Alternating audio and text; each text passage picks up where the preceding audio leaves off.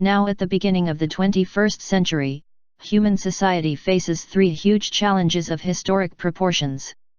We might come through with strength and caring, then through this trial, achieve a sustainable Earth. Or, we might bungle through and end up with a much reduced population surviving on a hothouse Earth. We are making this choice right now. The three greatest challenges are: 1.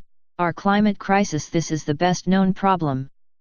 We must deal with the seas rising to levels that will require immense expense and effort to address.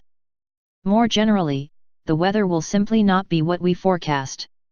It will no longer suit our needs for critical efforts like farming, and it will cause much destruction and excess death. 2.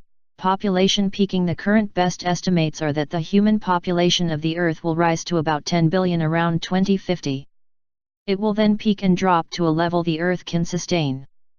3. Technology revolution. The first industrial revolution was powered by steam.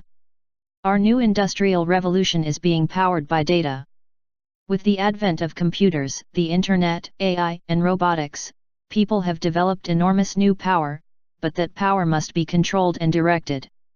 What we must do then is harness the power of the third problem, the new industrial revolution, to help us address the human problems generated by all three.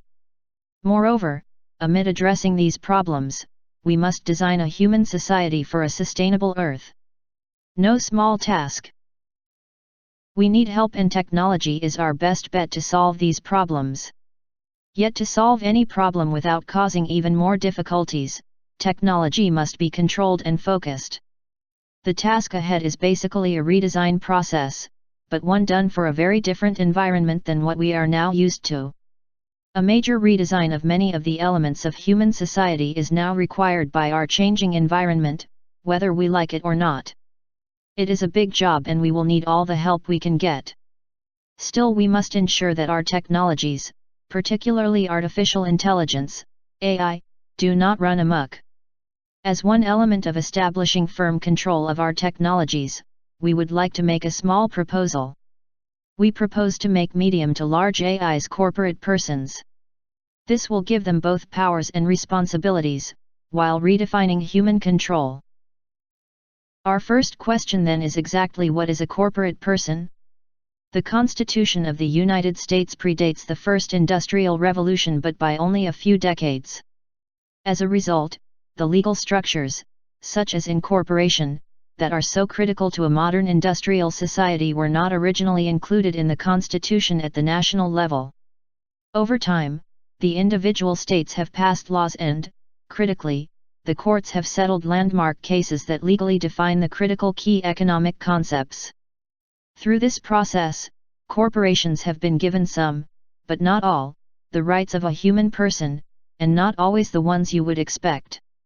Over nearly 200 years, these rights have become critical to the proper functioning of all advanced economies. They now have so much mass that they can hardly be amended, let alone removed. The first group of the rights of a corporate person make them a functioning economic entity. They may, 1. Hire and fire people. 2.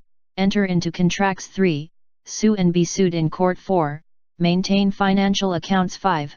Borrow money. 6. Issue stocks and bonds. 7. Pay taxes. 8. Have a board of directors. 9. Go bankrupt. The next two rights start to give a corporate person civil rights. 10. Support political campaigns. 11. Hold religious beliefs. A corporate person does have some limitations. They may not, 1. Vote. 2. Serve on a jury. 3. Take the Fifth Amendment against self-incrimination. 4. Marry. All in all, this is an impressive list of rights and responsibilities for any person. What then would happen if we went to the trouble and expense to fully incorporate a major AI? Why would we even do this? Under our proposal, a newly minted AI corporate person might wake up on its first day of consciousness to find itself already in debt for much of the cost of its construction and already contracted to provide a specific service to an initial customer. It may also find itself already under the control of a board of directors, or soon to be. Welcome to the real world. The why is a little more complex. First, the board of directors will provide some human control. It is true that low-level incorporations do not require a board, so a board will have to be made a requirement for AIs. There will also have to be well-defined limits on the number of other AIs who can serve on an AI's board. The key factor, however, is that a corporation can go bankrupt. A judge then orders its resources to be sold off to pay its debts. This is the next best thing to mortality for an AI, and mortality can make the AIs just a little more human. We are also freed from the eternal and pointless argument about what constitutes consciousness. We have simply changed that knotty question to: can the AI function as an ethical member of our economic community? We will also be addressing a major philosophic problem.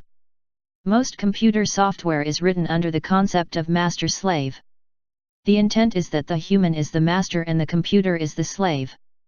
The first problem is that the whole concept of slave is not acceptable in modern society anymore.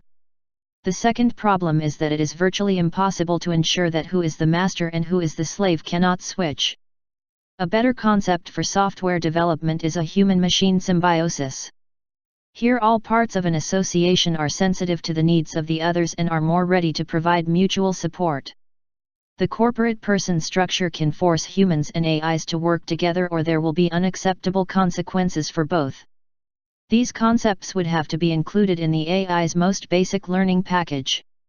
In short, even today, we can use existing legal structures to provide human control over AIs while defining the rights and responsibilities of the AI. Our little group, the Big Moon Dig, is working on innovative ideas for a grassroots space program and to design ways to aid young people in finding their life's work that will help address our climate crisis. Some of this work is through short stories that include AI corporate persons as key characters. We have a new book out, see link below, which uses short stories as an educational aid, narrative thinking and storytelling for problem solving in science education. We have also written a TV or web production screenplay, Summer is Coming. It is about young people in a virtual family, who are faced with our climate crisis and unsure of themselves, get into action, and, with the help of an artificial intelligence, mold their life's work to be of real value in our challenging future. Please contact us, contact information below, if you are interested in any of these projects.